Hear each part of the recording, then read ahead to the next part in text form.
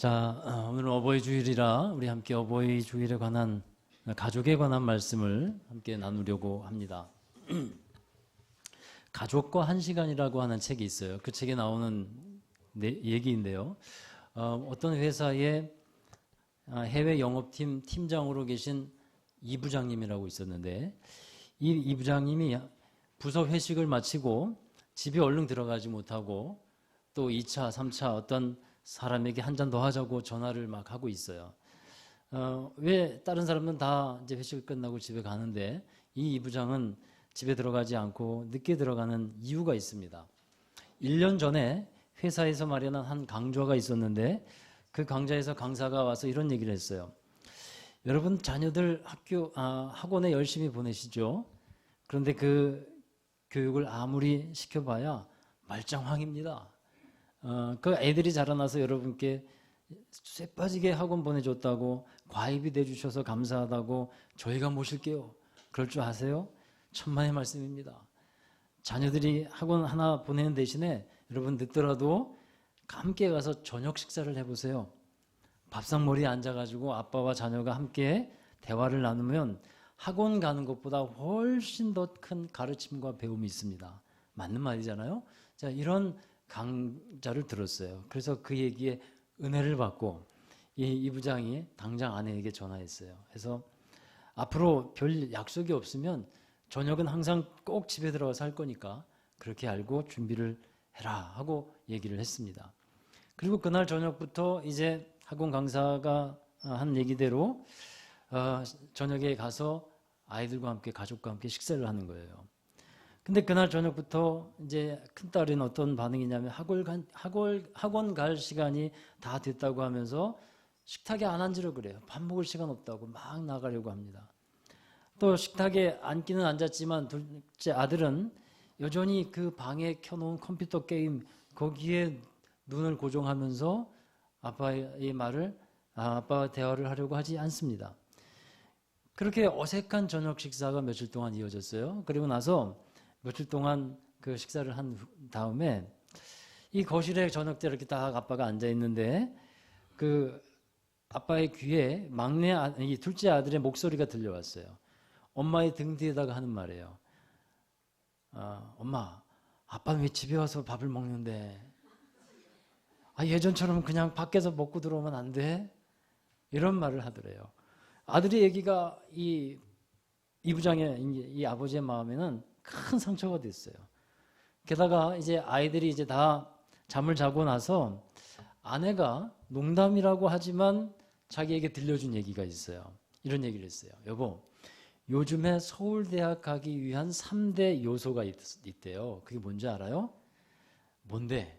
첫 번째는 할아버지의 재력이 있어야 되고, 두 번째는 엄마의 정보력이 있어야 되고, 세 번째는 아빠의 무관심이 있어야 된대요.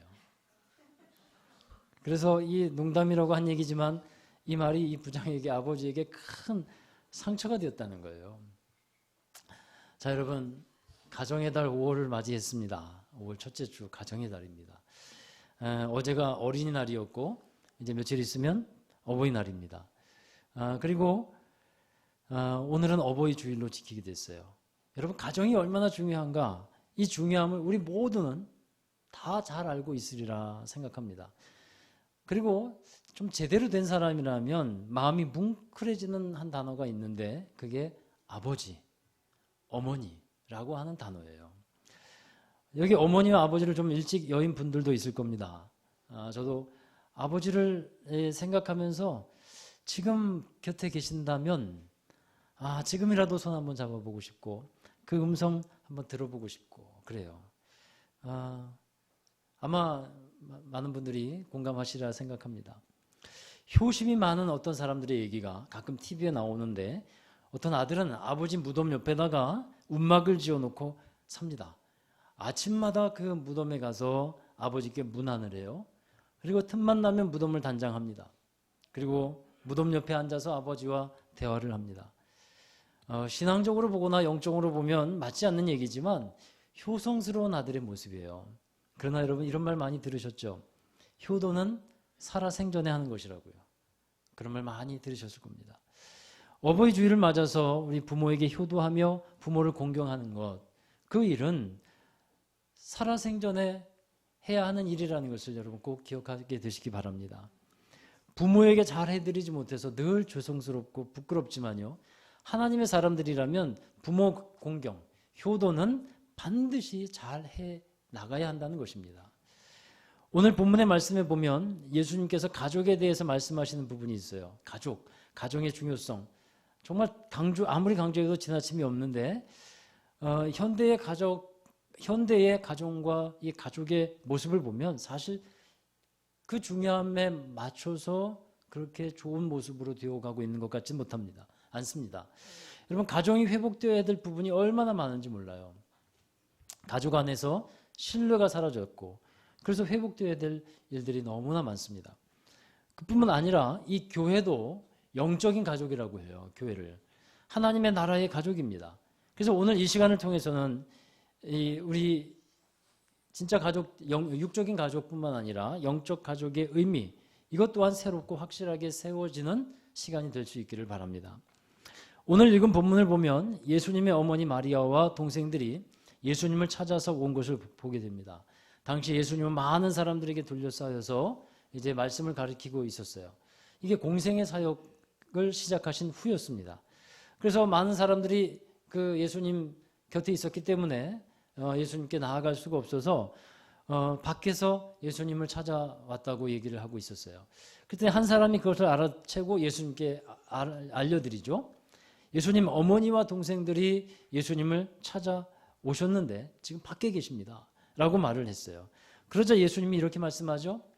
누가 내 어머니고 내 동생들입니까?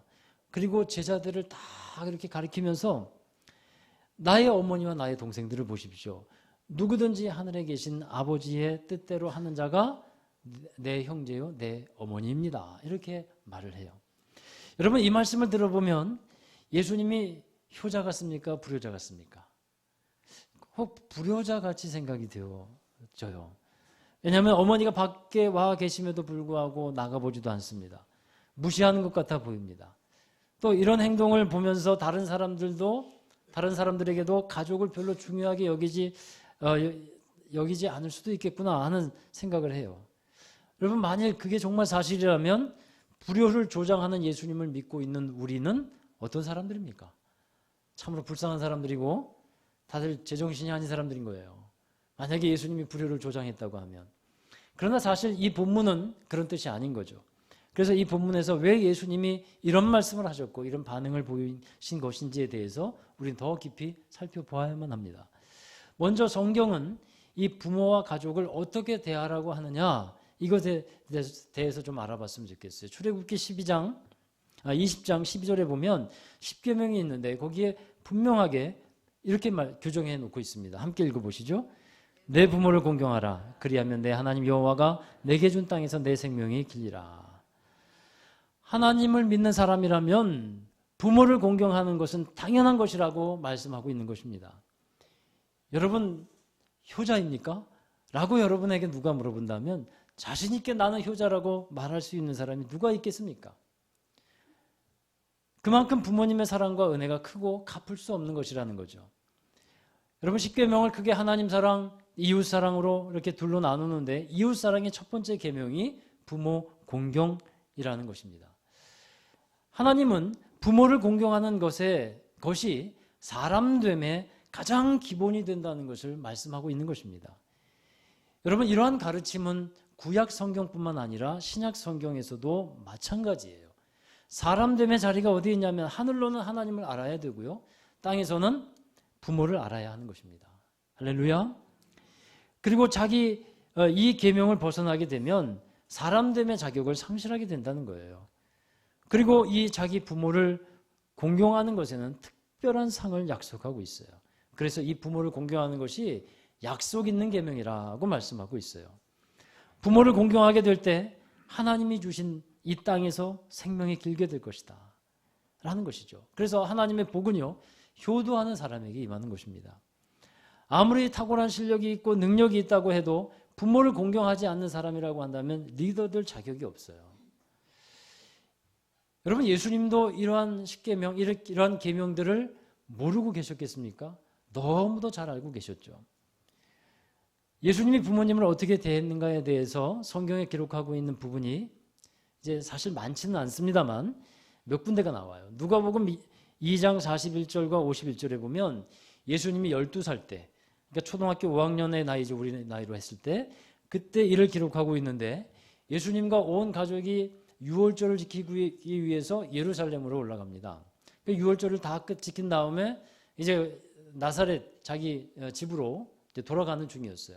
그래서 많은 사람들이 이제 집으로 돌아가고 있는 그런 상태였기 때문에 하룻길을 갔는데, 그때 이 예수님의 부모님이 이 소년 예수가 없어진 것을 알았어요. 그래서 이 아들 예수를 찾아서 헤매게 되는데 다시 하룻길을 거슬러 올라가서 예루살렘으로 들어갑니다. 그래서 하루 동안 하룻길을 올라갔고 또 하루 온종일 예수님을 찾았어요.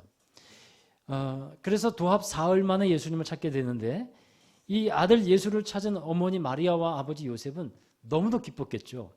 그래서 아들을 잃어버렸을 때는 앞이 캄캄했을 것인데 이제 한숨을 돌렸어요.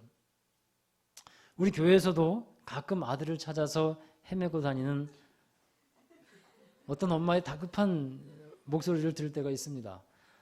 지금도 그 소리가 귀에서 맹맹하는 것 같아요. 아들 찾아 살만히 하다가 급기야는 파출소까지 아들을 잃어버렸다고 신고했던 일도 생각이 납니다. 여러분, 예수님을 찾은 예수님의 부모가 다급하게 묻습니다. 우리가 근심하면서 너를 찾지 않았냐? 그에 대해서 예수님이 정말 비범하게 대답하죠. 어찌해서 나를 찾으셨어요? 내가 아버지 집에 있어야 될 것을 모르셨어요? 이렇게 예수님께서 말하는 거예요.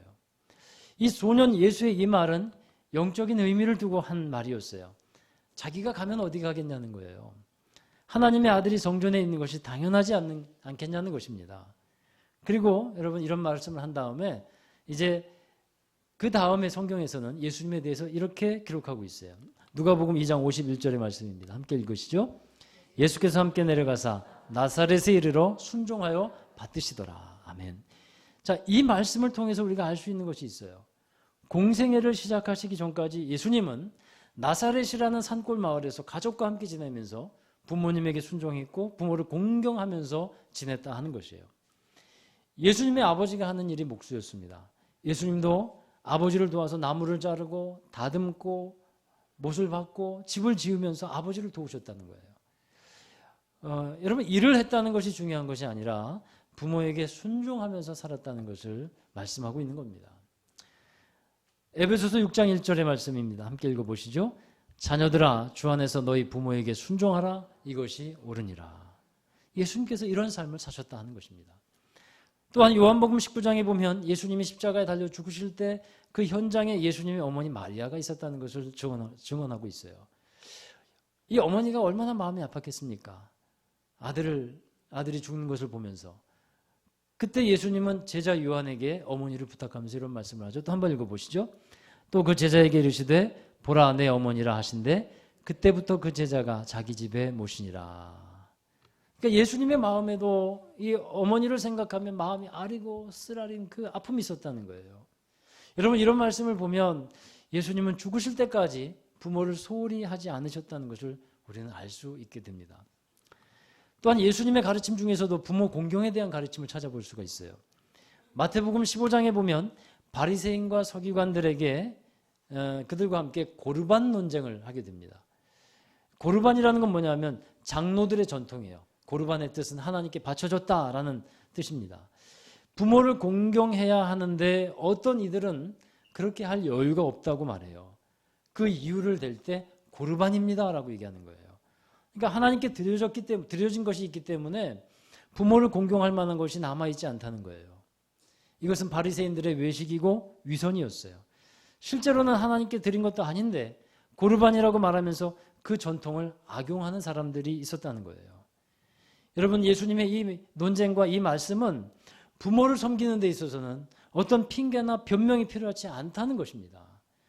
자녀가 부모를 공경할 때 실제적으로 공경하는 행동이 있어야 한다는 거예요. 돈도 드려야 되고요. 먹을 양식도 챙겨드려야 되고 입을 것도 드려야 하는 것입니다. 효심만 있어서는 안 되고 효행이 따라와야 한다는 것입니다. 예수님께서 이 가족에 대해서 또 부모에 대해서 이런 관점과 생각을 갖고 계심을 여러분 알고 있으시면 좋겠습니다. 그리고 나서 오늘 본문을 읽어보십시오. 오늘 본문은 예수님을 찾아온 어머니 마리아와 형제들을 외면하는 것이 아니에요. 예수님으로 인해서 새롭게 만들어지는 하나님의 가족, 예수님의 가족에 대해서 알려주는 말씀이에요. 혈육이나 가족이 필요 없다는 얘기가 아닙니다. 새롭게 태어나는 가족이 있음을 강조하는 말씀이에요. 육신적인 가족의 관계가 있는 것처럼 영적인 가족, 예수 그리스도로 인해서 만들어지는 하나님 나라의 가족이 있다는 것을 말씀하고 있는 겁니다. 여러분, 예수님은 하나님을 아버지라고 부르셨어요. 그리고 제자들에게, 우리들에게 기도를 가르쳐 주시면서 하늘에 계신 우리 아버지요, 그렇게 부르라고 가르쳐 주셨어요. 이 말씀이 뭡니까? 너희도 하나님의 자녀가 된다는 거예요. 할렐루야. 여러분, 우리가 잘 알고 있는 말씀 한 구절 보시겠습니다. 요한복음 1장 12절 13절입니다. 함께 읽어보시죠. 영접하는 자, 곧 그 이름을 믿는 자들에게는 하나님의 자녀가 되는 권세를 주셨으니 이는 혈통으로나 육정으로나 사람의 뜻으로 나지 아니하고 오직 하나님께로부터 난 자들이니라. 아멘. 혈과 육으로 만들어진 관계가 아니라 하나님께로부터 나온 하나님의 가족들, 예수님의 가족이 있다 하는 것입니다. 우리에게 혈육으로 된 가족이 있고 영적인 가족이 있는데 이 둘은 모두 다 중요한 것입니다. 다 소중한 것입니다. 모두 다 하나님의 사랑과 생명의 탯줄로 연결되어 있는 거예요. 혈과 육으로 된 가족의 사랑은요, 지극히 당연한 것이죠. 자연적으로 태생적으로 만들어진 거예요. 그러니까 예수님의 가족 때문에요, 하나님의 구속 계획 아래서 하나님의 부르심과 또 우리의 믿음의 선택으로 인해서 새롭게 부여된 그런 것입니다. 오늘 본문의 말씀에서 예수님은 우리가 가족으로서 존재하는데 어떻게 그러면 영적인 가족으로 살아야 될 것인가 알려주고 있습니다. 여러분, 첫 번째는요, 여러분의 가족이 정말 하나님의 가족이 되게 하시길 바랍니다. 하나님의 가족됨을 이루기 전에 먼저 혈과 육에 속한 가족이 하나님의 가족이 되어야 해요. 그것이 여러분 시급한 일입니다. 이 중에서도 혼자 신앙생활하는 분들이 있을 거예요. 남편을 전도해서 교회에 오게 하고 아내를 전도해서 함께 예배드리는 일, 정말 귀중한 일인데 정말 쉽지 않죠. 그러나 여러분, 절대 포기하지 않기를 바랍니다. 그리고 그 일을 시급하게 생각하셔야 돼요. 안일하게 생각해서는 안 됩니다. 천천히 하는 일이 아닌 것입니다. 가족들에게 끊임없이 전도하십시오. 할렐루야. 끊임없이 하나님의 사랑과 은혜를 전달하십시오. 여러분의 가족들은요, 궁극적으로 하나님의 나라에 가서 함께 보아야 될 가족들이에요. 이 혈육적인 관계는 이 땅에서 한시적인 관계로 되어 있지만 이 한시적인 관계가 천국에서 영원한 관계로 이어져야 할 것입니다. 그래서 가족 구원을 절대 포기하시면 안 되는 거예요. 여러분, 정말 급한 과제로, 시급한 과제로 여기시는 여러분 되기를 바랍니다. 또한 우리 자녀들이 있지 않습니까? 우리 자녀들에게 믿음 생활, 신앙 생활 잘 할 수 있도록 힘쓰시기를 바랍니다. 우리 자녀들에게 물려줄 수 있는 가장 중요하고 좋은 유산은 믿음의 유산이에요. 그 믿음의 유산을 물려주는 부모 되시기를 주의 이름으로 축원합니다. 그리고 두 번째로는요, 우리가 예수님의 가족임을 반드시 기억하고 살아가자 하는 것입니다. 하나님의 가족으로 부름받은 우리는 서로 사랑하고 또 섬기면서 하나님의 집에서 하나님의 복을 누리며 사는 사람들입니다. 좋으신 아버지를 둔 자녀는 행복해요. 좋은 아버지를 둔 자녀는 행복해요. 하나님은 우리에게 좋은 아버지가 되시는 분임을 믿습니다. 우리는 그 아버지 안에서 함께 지내는 사람들이에요. 예수님이 맏아들 되시고 우리는 형제 자매로 지내는 겁니다. 여러분, 가족 안에서 살다 보면요, 자그마한 어떤 부딪힘들도 있을 수 있어요. 그러나 성장하고 성숙하면서 하나님의 사랑을 나누면서 사는 사람들, 이 사람들이 바로 여러분들이 예수님의 가족이 되는 것입니다. 그리고 세 번째로는요, 예수님의 가족은 하나님의 뜻을 행하는 사람들이어야 한다는 것입니다. 하나님의 가족이라고 해서 단순히 교회만 오는 것으로 되는 것은 아니라는 것을 또한 알아야 합니다. 이것이 지금 이곳에서 예배하는 여러분들에게 더 해당이 되는 말씀이라고 생각하는데, 진정한 예수님의 가족은 하나님의 뜻대로 행하는 사람들이라고 예수님께서 말씀했어요. 그것이 하나님의 가족의 삶의 모습입니다. 자, 오늘 읽은 말씀 한 번 더 읽어보시죠. 50절 말씀입니다. 누구든지 하늘에 계신 내 아버지의 뜻대로 하는 자가 내 형제요 자매요 어머니이니라 하시더라. 아멘. 하나님의 뜻대로 행한다는 것, 그 사람들이 하나님의 가족이요 예수님의 가족인데, 그러면 하나님의 뜻대로 행한다는 것이 어떤 것이겠습니까? 좀 포괄적인 의미긴 합니다만 우리 예수님의 기도에서 힌트를 좀 찾을 수가 있어요. 주기도문에 보면 뜻이 하늘에서 이루어진 것 같이 땅에서도 이루어집니다 라고 하는 기도가 있어요. 하늘에서 이루어진 뜻이 무엇이겠습니까? 그것은 하나님의 나라예요. 하나님의 나라가 하늘에서 이루어졌는데 그 하나님의 나라를 이 세상에서 이루어가는 것, 그것이 바로 하나님의 뜻을 이루는 것입니다. 여러분, 하나님의 부르심을 생각해 보십시오. 목적이 있는 부르심이에요. 아브라함을 부르신 하나님은 아브라함에게 복을 주셨습니다. 복을 주시기 위해서 부른 게 아니에요, 여러분. 복을 주시기 위해서 부른 게 아니라 하나님의 나라를 이루고 믿음의 자손을 이루어가기 위해서 복의 사람이 되게 하신 것입니다. 어떤 사람이 하나님의 가족입니까? 하나님의 뜻, 하나님의 나라를 이루어가려고 하는 사람이 하나님의 가족이 되는 것입니다. 예수님이 제자들을 부르셨어요. 좋은 가르침을 주고 지식과 지혜를 더해 주셨습니다. 그러나 그것을 위해서 부르신 것이 아닙니다. 제자들에게 하나님의 나라를 보여주신 예수님은 그들에게도 하나님의 나라를 이루어 가도록 하셨어요. 우리를 부르신 이유도 똑같습니다. 우리를 교회로 부르셨습니다. 그 이유는 하나님의 나라를 이루어 가라고 하신 것입니다. 그것이 하나님의 뜻인 줄로 믿습니다. 그 나라가 우리 가운데 임하여지는데 그게 교회인 것입니다. 그러므로 우리는 교회가 되어서 하나님의 나라를 이루어 가야 합니다. 그게 하나님의 가족들의 삶의 모습인 거예요. 그리고 두 번째는 하나님의 뜻을 행하는 사람은 화평케 하는 삶을 살아갑니다. 마태복음 5장 9절의 말씀입니다. 함께 읽어보시죠. 화평하게 하는 자는 복이 있나니 그들이 하나님의 아들이라 일컬음을 받을 것이며. 화평하게 하는 자가 하나님의 아들, 곧 하나님의 자녀라고 일컬음을 받게 되는 겁니다. 화평하게 하는 삶은요, 곧 하나님의 뜻을 이루어가는 삶이라는 것입니다. 우리는 관계적인 삶을 살아가고 있어요.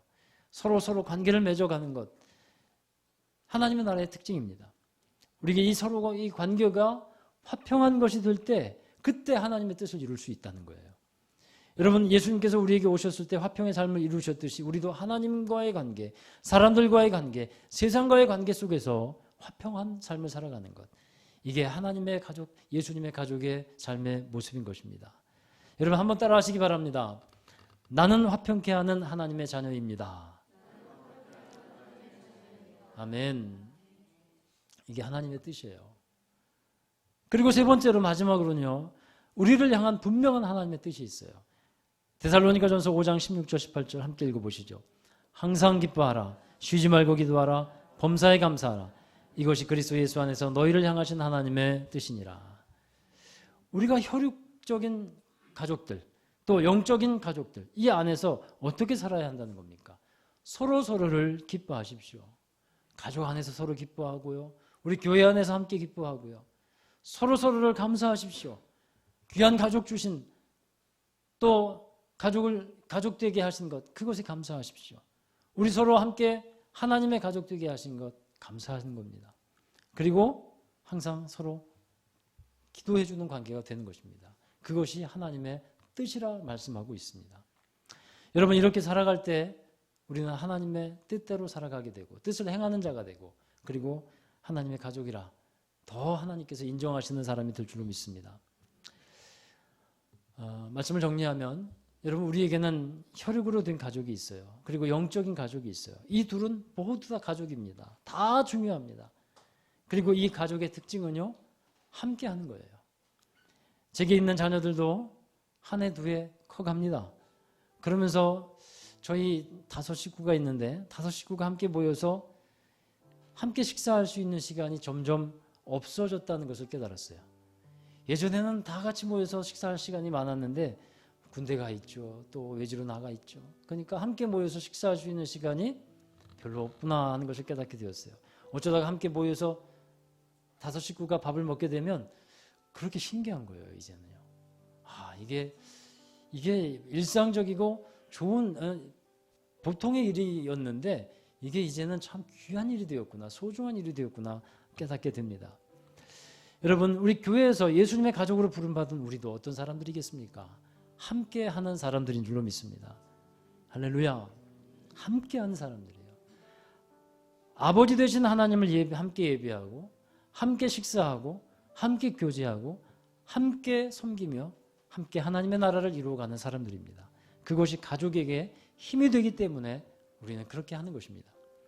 우리 교회가 하나님의 뜻을 알고 하나님의 뜻대로 행하는 믿음의 사람들, 곧 예수님의 가족이 되어서 정말 복된 하나님의 나라를 이루어가며 살아갈 수 있게 되기를 주의 이름으로 축원합니다. 기도하겠습니다. 하나님 감사합니다. 우리를 부르신 주님, 그 부르심 속에서 하나님의 나라, 하나님의 뜻을 이루어가는 저희들이 되게 하여 주시고 우리를 영적 가족으로 불러주셨사오니 그 안에서 정말 더욱더 복된 하나님의 사랑과 풍성한 사랑과 은혜를 누리며 나누며 살아갈 수 있도록 인도하여 주옵소서. 감사하며 예수 그리스도의 이름으로 기도하옵나이다. 아멘. 우리 다 함께 자리에서 일어나셔서 화성과 결단의 찬양을 부르도록 하겠습니다. 하나님께서는 우리를 부르셨습니다. 그 부르심 속에 부르심은 하나님의 계획 가운데 이루어진 일입니다. 우리 하나님의 나라를 이루어가는 귀한 만남 되기를 원합니다.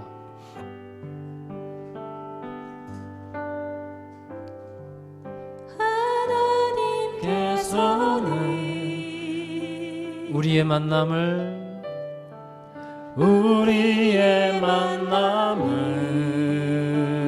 계획해 놓으셨네.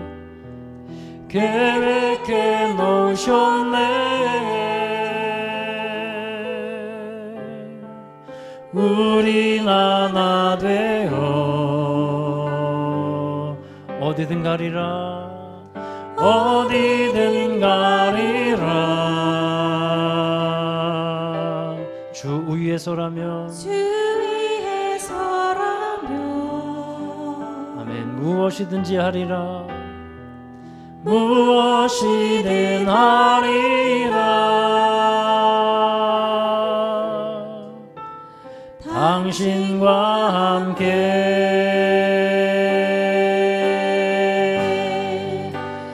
우리는 하나 되어 함께 건네 하늘 아버지 사랑 안에서. 아멘. 우리는 기다리며 기도합니다. 우리는 기다리며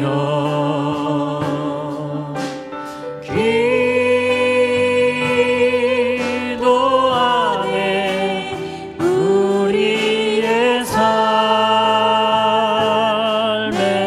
사랑 넘치도록. 아멘. 또 우리 모임은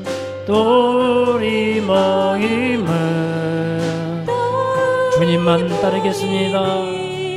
주님만 따르리.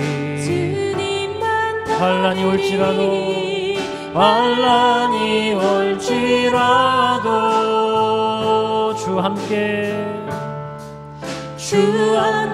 하시리. 아멘. 또 우리 마음에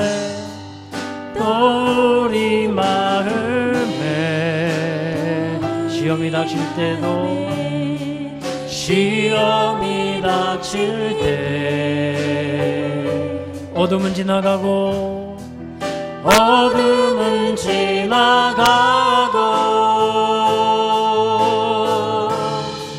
새 아침 주시리. 아멘. 우리는 하나 되어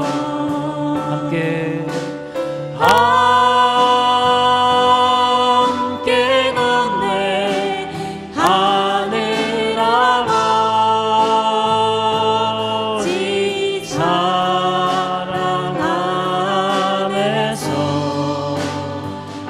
우리는 기다리며 우리는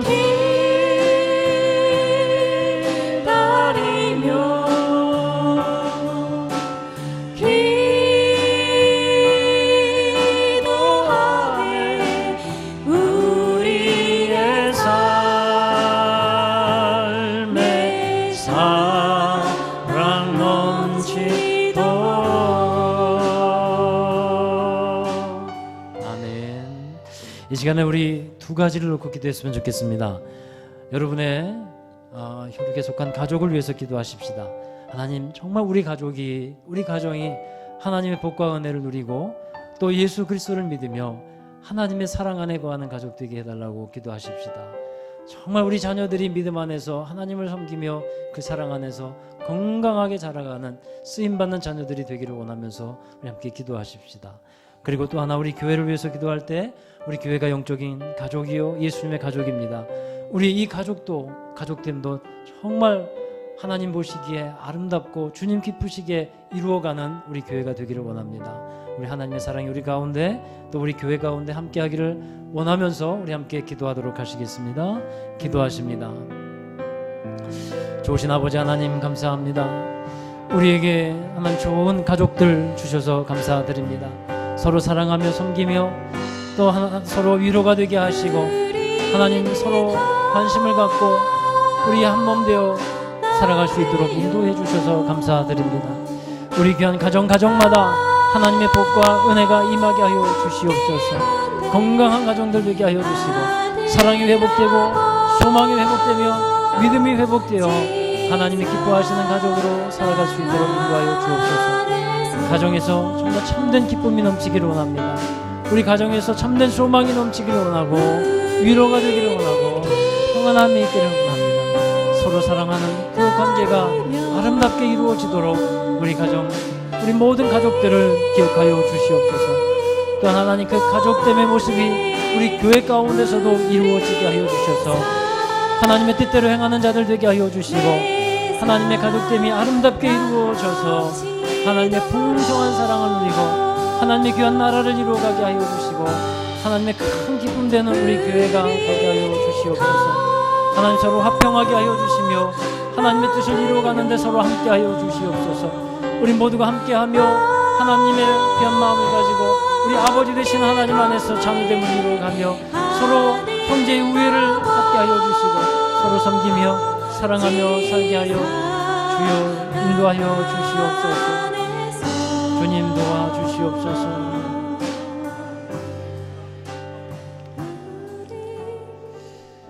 하나님, 우리에게 참으로 귀하고 소중한 사랑하는 가족들 주셔서 감사드립니다.